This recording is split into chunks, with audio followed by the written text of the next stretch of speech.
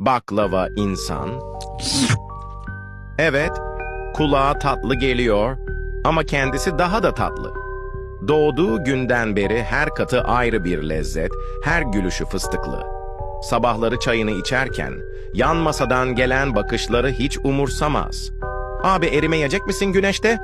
diye soranlara sadece bir kaş kaldırır.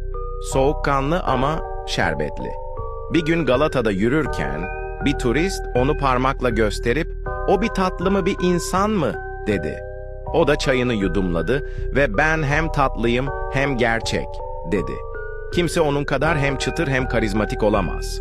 Güneş parladıkça daha çok parlar, rüzgar estikçe tatlı bir fıstık kokusu yayılır.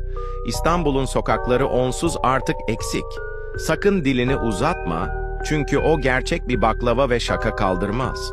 Ama yanında oturursan, belki bir dilim dostluk paylaşır.